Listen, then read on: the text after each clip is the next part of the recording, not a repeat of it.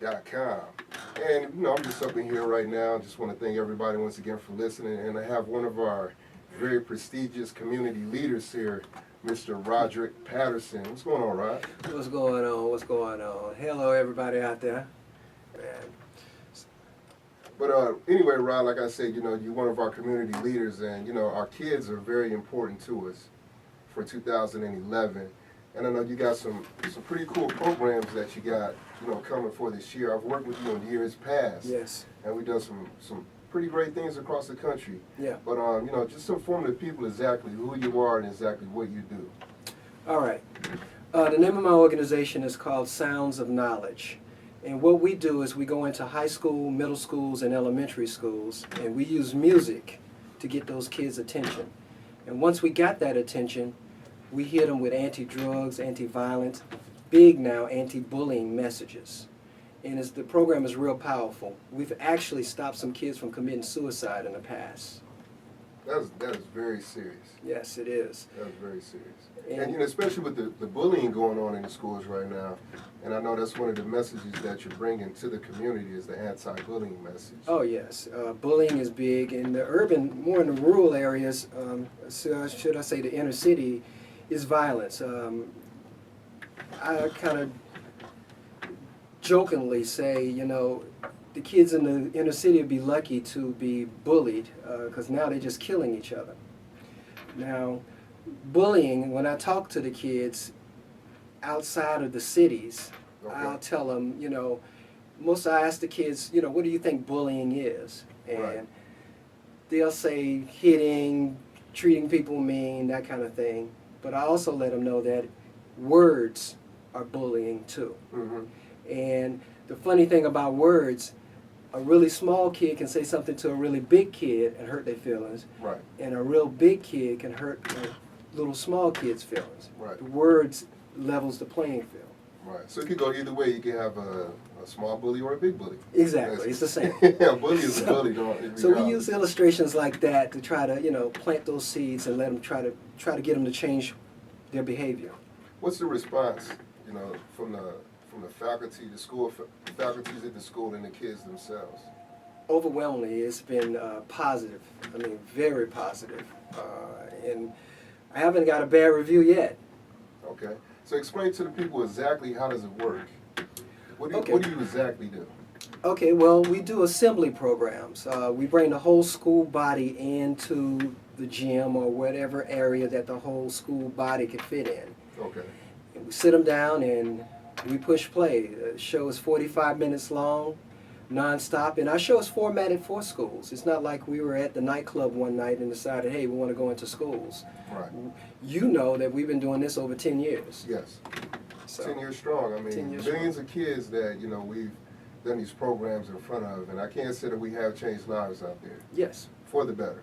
Yeah, yes, we have. And not only that, but, it's interactive, it's fun.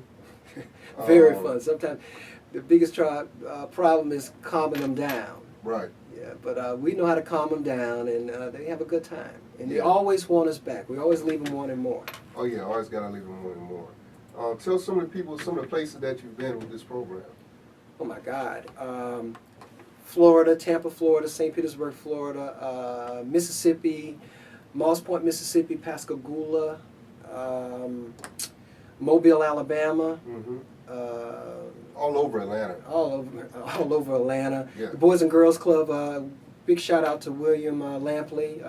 That's the president of the Atlanta chapter of Boys and Girls Clubs. Kentucky, we've been up to Hazard County. We're getting ready to go up to Lexington. We're going all over. 2011 is going to be big. And we're going to get over into Texas. I got Texas on the radar. Okay. So we're going to take it nationwide eventually if I have it my way. Now, you're at the forefront of, going into the schools and in the communities and bringing this program. What exactly was your motivation for doing this? Your personal motivation. My personal motivation is I was called to do this. I say this all the time. It was like I was an artist myself and was trying to do my thing, but I kind of stumbled upon it. I used to work over at So Deaf, and And when I found out about these schools and I got out here, and I think it was a child that we did some programs for, and one of the kids we didn't save committed suicide.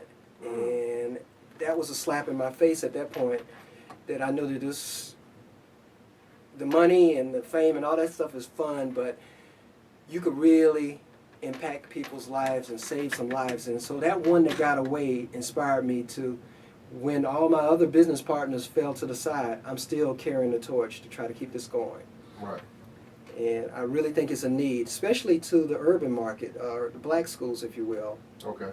Because, there's 200-300 different school programs getting into white schools all the time, but Right. there was no one I knew of trying to get into the black schools, at least not on this level of Right. reaching the kids. Not only that, but it's a K through 12 program, which is very interesting because the same show that you do for the kindergartners basically is the same show that you do for the 12th graders. Yes. And you don't miss a beat, and everybody gets it. That's what I like about it, is Yep. that it's a family-oriented event.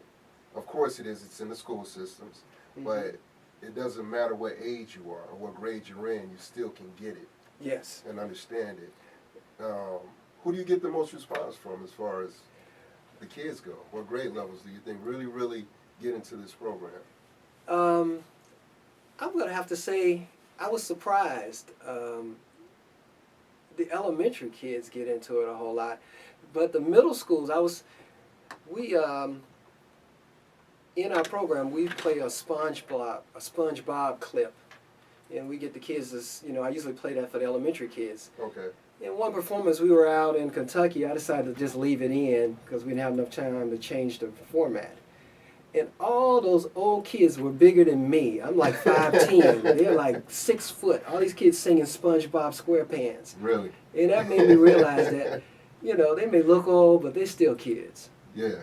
So I would say the middle school and the high school, the middle school and the elementary, the high school kids, they try to be cool, but Right. they sneak over and get an autograph. Right. Once they see it's cool.